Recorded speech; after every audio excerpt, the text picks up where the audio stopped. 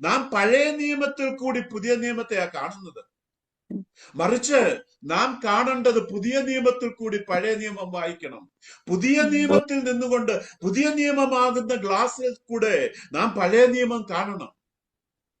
എന്നാൽ നമ്മുടെ വിഷയം ഇന്ന് നാം പഴയ നിയമമാകുന്ന ഗ്ലാസ് എടുത്തു വെച്ചിട്ട് നാം പുതിയ നിയമത്തെ വായിക്കുക ചെയ്യുന്നത്. അവിടെയാ പ്രശ്നം കിടക്കുന്നത്. പുതിയ നിയമത്തിൽ ആകുന്ന ആ കണ്ണാടി എടുത്തു വെച്ചുകൊണ്ട് വേണം പഴയ നിയമം വായിക്കാൻ.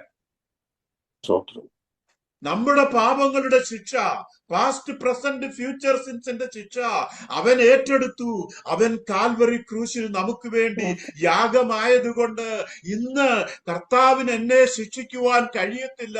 അത് സുവ്യക്തമായിട്ട് ഈ യെശയ്യാവിന്റെ പുസ്തകത്തിൽ എഴുതി വെച്ചിരിക്കുകയാ.